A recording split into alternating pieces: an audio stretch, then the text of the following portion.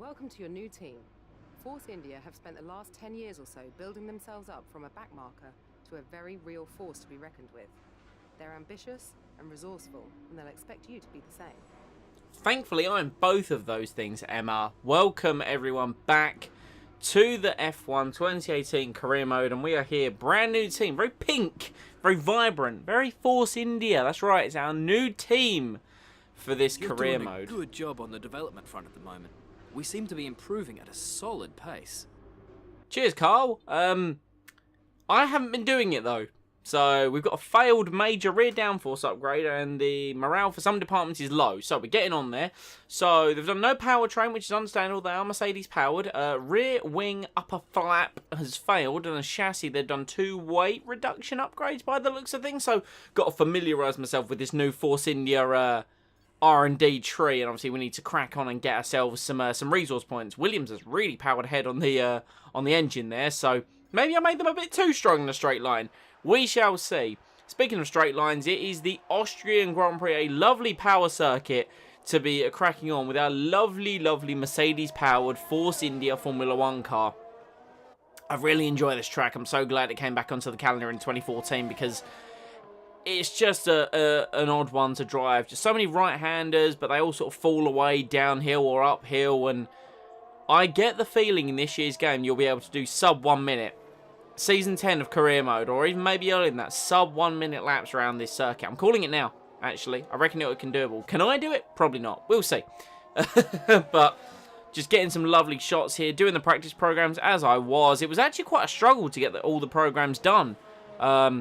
Still, similar to last year's game, the Force India is, or not the Force India, the targets around Austria are really tough to hit. So, looks like they've already taken an extra ICE, or this is Ocon's car, technically. They've taken that extra ICE, so I'm going to plop the first one in there, and we're going to put some components up to the second one, which don't have any wear in, because we want to make sure we're at maximum efficiency in a straight line, and we want to make sure we're hitting a maximum top-end speed for qualifying, because that is, qualifying is a really big one, really important one actually around this circuit, just to get a good run off the grid, good run into that tight turn 1 and prepare yourself for the inside of turn 2. So we're going to take a new everything there, except for the MG UK, and then they've done 8 races on 1 gearbox. So we're gonna swap out. We're gonna get a second one because we don't be needing that first one no more. That's done more than enough here. So we got 536 resource points. Had a little look at the durability. We could have afforded a durability upgrade, and then how much is 512 to redevelop the rear downforce upgrade, which I'm going to take, because this car was very slidey in practice, so I had to work on the setup, make it more rear heavy. Hopefully when that upgrade comes in two race weekends time, we'll be performing better on the rear wing. That'll be Britain. That's due to come in. It's actually the next round because of a failed upgrade, so yes, that'll be here for the British Grand Prix. Let's get into qualifying and see where we can put this Force India on the grid.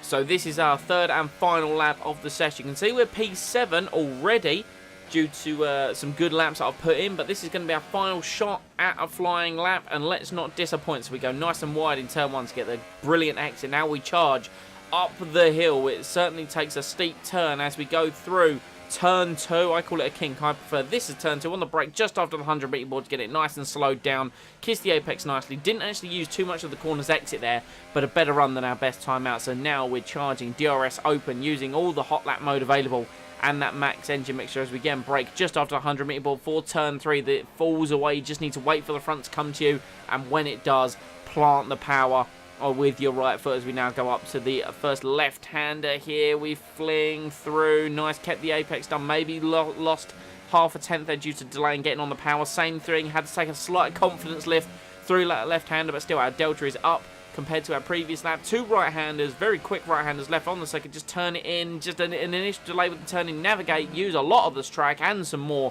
And then again, just understeering wide, extending the track there. It actually cost us more time, but we got to P6 by the time the session was over, and we stayed there. We split the Red Bulls at their home Grand Prix. Hamilton on pole, set by Vettel from 8 thousandths of a second. We sit in P6, well inside the top 10, and it's not our first top 10 appearance, but this time we're going to be better off at staying there, I think, And, yeah, looking for a good race, hopefully to have a good opening stint. Maybe we can attack the front runners. I'd like to try and finish ahead of both Red Bulls, but don't think that's really going to be possible. But let's see how our debut for Force India goes in the Austrian Grand Prix. Good day today. Tell us about it from your perspective. How are you finding things at your new team? Are you settling in? Everything's good. Just the car is better in the corners, and it is indeed a breath of fresh air. It's got to be a relief to qualify that far up the grid.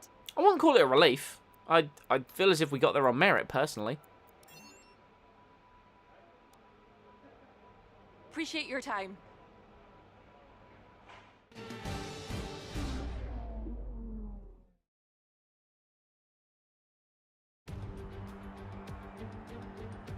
Good afternoon and welcome to Spielberg, and to a circuit that in one form or another has held every Austrian Grand Prix in the championship, except the very first back in 1964. It was at this race that John Watson lost a bet and his beard when he took Team Penske's only F1 victory in 1976. If anything, the stakes are even higher today, with 25 points available for victory and a crucial advantage in the championship fight. It's one of the shortest laps on the calendar today then, with 7 rights and just 3 lefts, making up the 10 corners of this high-speed circuit. Turn 2 is barely a corner at all. They'll be flat out through there, a left-hand kink into the uphill braking zone of turn 3. Turns 1, 3 and 4 are all potential opportunities to overtake. Joining me for the Grand Prix once again is Anthony Davidson. Let's talk about the captain. They're still relatively new to a sport which does have a high learning curve and, of course, little tolerance for mistakes. And this is something that has ended the career of many a young driver, as that leap up to Formula 1 proves to be too much. But luckily in this case, I'd say they're doing a good, solid job, and the risk the team took in signing them is definitely starting to pay off.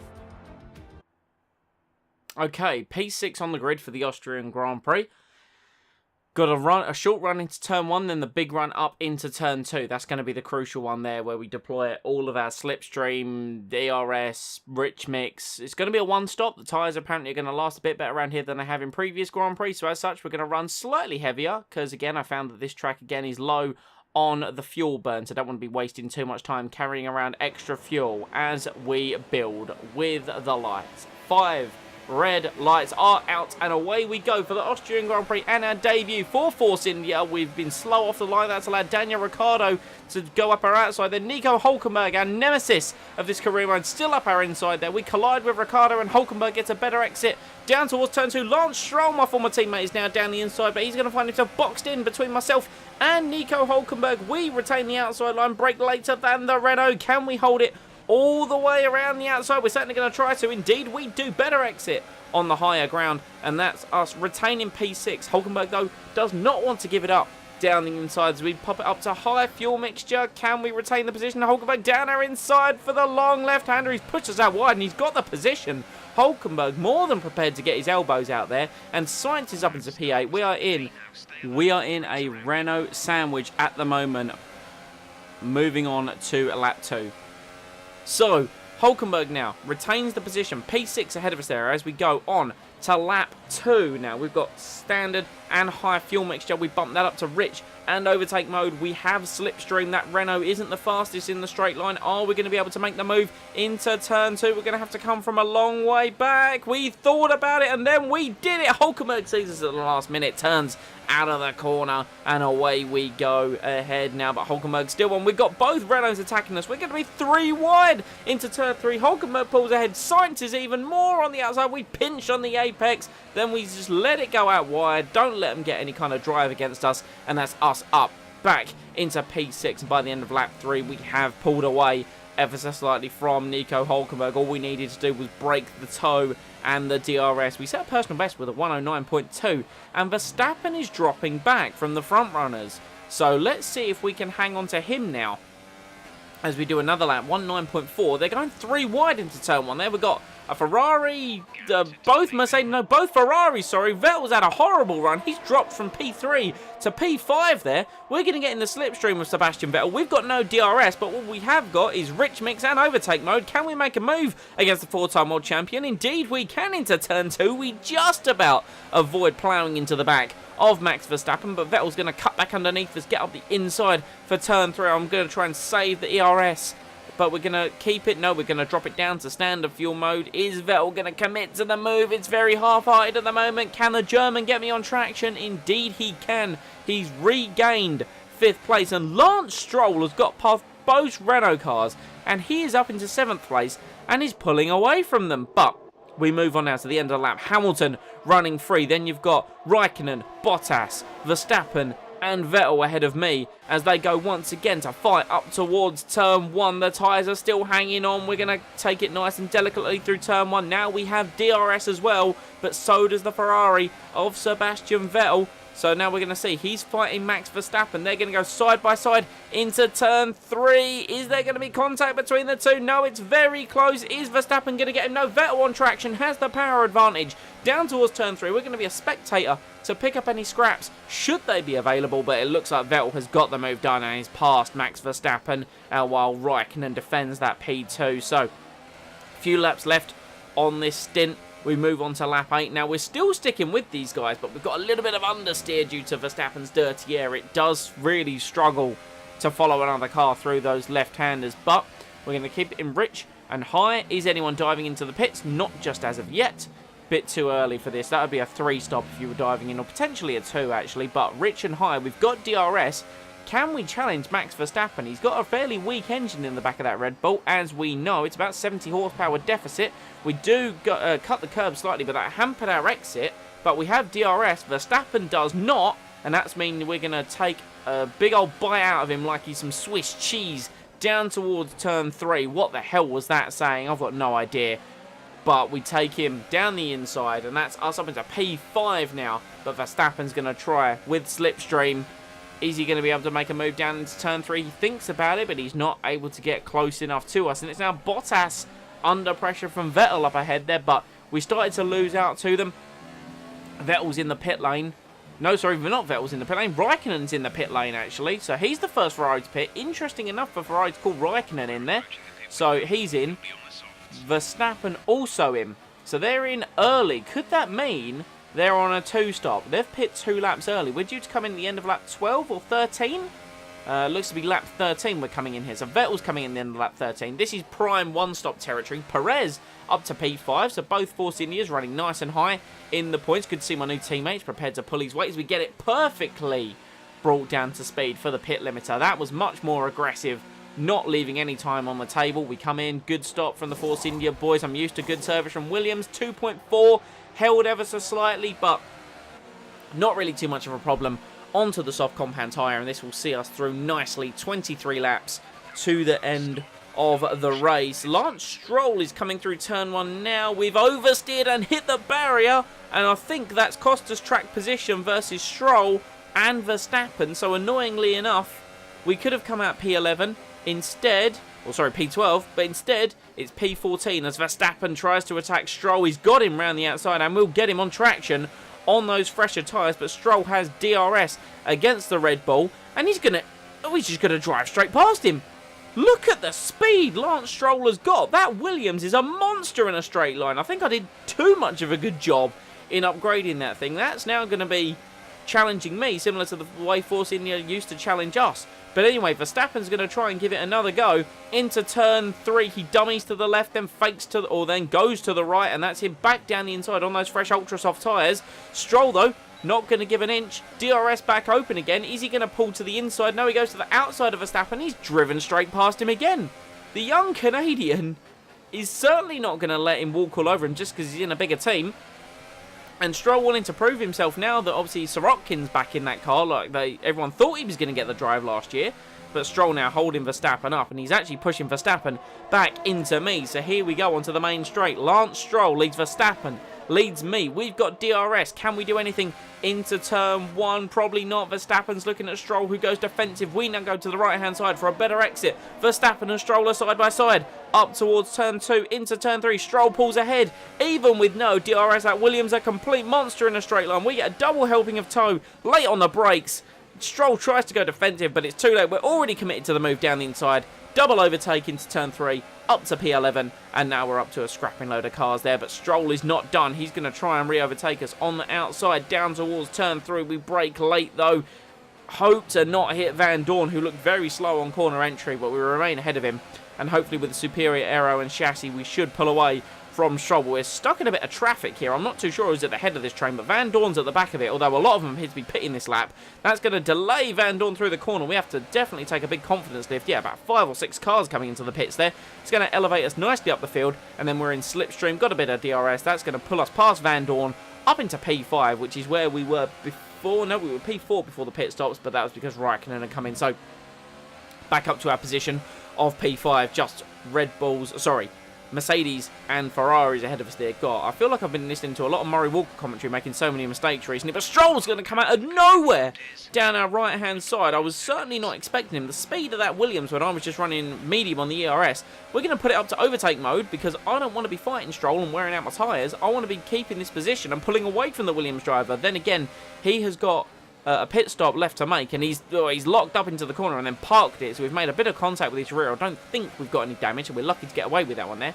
He is on super softs though, so he could still have 1 pit stop or 2 pit stops left to make. But anyway, lap 22, Raikkonen's in for his second set of super soft tyres. That's going to filter him out behind us. He's also going to be out behind Stroll and maybe also behind Sergio Perez there. But we're going to the end of this Grand Prix, and now we're going to pretty much be running on our own. You can just see it here. I just kept pushing, running rich fuel mixture, but Raikkonen there, we did a 19.5.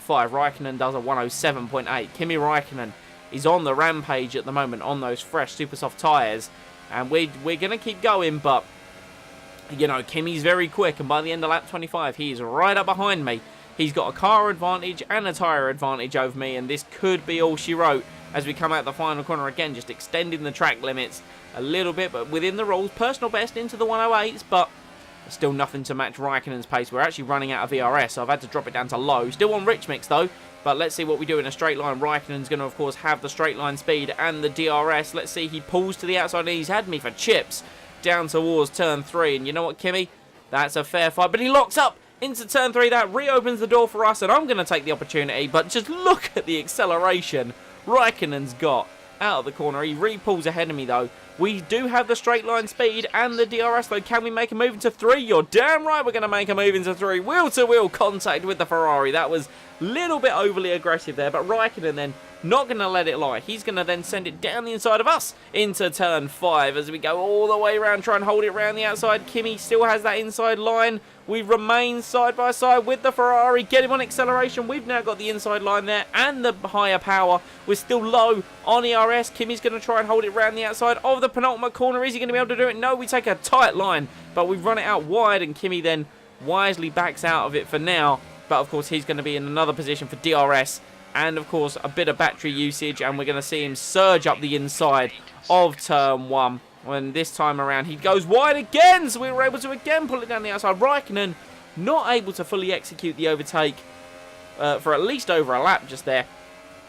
We move on through lap 27, however, we're saving the battery a little bit more, and Raikkonen's going to have another go. This time around he has the inside line on us into turn 3, and he just parks it on the apex with a bit of braking there. So Raikkonen finally able to get his bearings together and make the move. That drops us down to P5, but I will say, you know, running lap, we kept behind him a little bit there. We were able to bump it back up to high because of our ERS, and we do another personal best of a 108.6 to the tyres hanging on nicely, and we actually got back within Raikkonen's DRS, which was really surprising, but in no way are we going to be able to challenge the Ferrari man, so he's going to disappear into the distance now. Daniel Ricciardo is the car behind us in 6th place.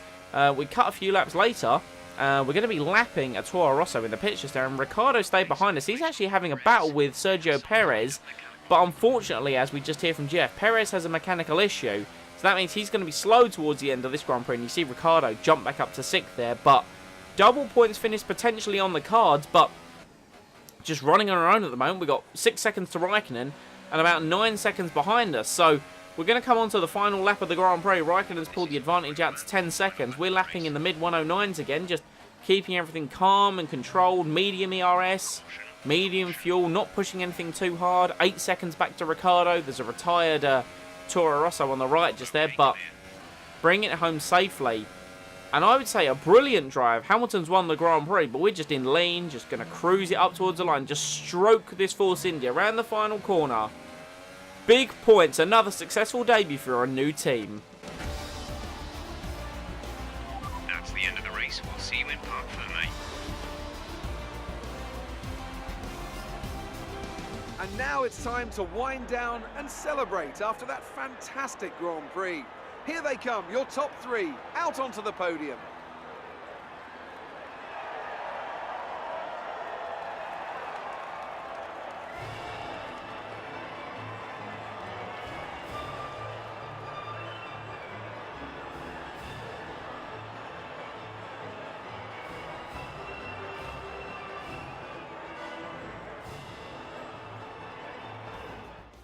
So there you have it. Hamilton wins the Grand Prix from Vettel, and Raikkonen pulling off the two-stop. Didn't work out as well for Verstappen or Lance Stroll. They got 9th and 10th there, and Ricciardo gets 6th. Hulkenberg up to 7th there, passing Perez, who still got 8th, regardless of his mechanical failures, up from P15. So a good drive from Sergio, but what a drive. What a drive to get those points there for Force India. We scroll down the rest of the field just there. So that puts us up to 7th. We overtake Hulkenberg, who's going to be our rival all season long, I feel. Nico Hulkenberg during the development race. And we've got a teammate up there with successful points. Sorry, Ocon, for pushing you out the sport, but I need to progress up there, and we need to show that I need to eventually be a Mercedes driver. Speaking of Mercedes driver, Hamilton leads the championship for the first time in what feels like forever. That might have happened last episode, but I wasn't really paying attention. So apologies there, Lewis, as only the second other British driver on the grid. I sincerely apologise to you. Moving over to the constructors side of things, that result puts Force India back ahead of Williams. So my old team are going to slip down a little bit there, but it's all about the fight to be best of the rest, and we're going to have a better opportunity of doing that in the Force India than the Williams, as myself and Perez can consistently score. You know, Perez has pulled off the one stop a lot of times over this season successfully, and with our better package, our better qualifying performances, hopefully we're then going to see that translate to more positions. Can we get more podiums? It's much more likely in a Force India than it is that Williams. So a successful debut for this team. Let's move on and have the post-race interview with Claire. Good day today. Tell us about it from your perspective. You're breaking all expectations. What's your secret? That'd be telling, Claire. Can't tell you all my tricks. Are you missing your old team? In a way, I can't really, just slag them off there. Force India is a new phase of the career, which is exactly what I've been saying. You left a lot of paint on the walls today. Were you struggling for grip, or did you just misjudge some corners? I wouldn't say I left paint on the walls, it was more other cars. Especially Raikkonen. Appreciate your time. So there we go, rivalries have been reset. Our new rival, Sergio Perez, we're leading a rivalry with him. We don't quite have a rivalry with another driver yet. We'll have the opportunity to set that after a couple of races. I don't really want to, immediately point someone out as my rival, but it might be Nico Hulkenberg. We move on, and yeah, just the reputation with the teams is going to grow. Obviously, it's not going to grow as quick as we were outperforming. You'd expect Force India to be getting the points more than you were Williams, and they don't actually hate me immediately. Which is cool. You'd expect them to hate me, but they've probably just seen it as logical progression up the ladder. But guys, that has been the Austrian Grand Prix, and a fantastic debut for our new team here at Force India. We're going to be seeing this team through to the end of the season. That is most definitely the short-term plan. Can't really give away the long-term plan. The goal is Mercedes, but we'll see what we have to do to get there. If you have enjoyed, please leave a like and comment any feedback down below. If you want to be kept up to date with the content coming to the channel, subscribe and enable them notifications. Next time out is my personal home Grand Prix, the British Grand Prix at Silverstone. Let's see how this car performs there. This was a very power-based circuit, which is great. Silverstone's a bit more technical, so I haven't really got to grips with how this car's going to fare at low and medium speed corners, especially the sweeping stuff of Maggots and Beckett's. But, yeah. We will move on. See you guys next time.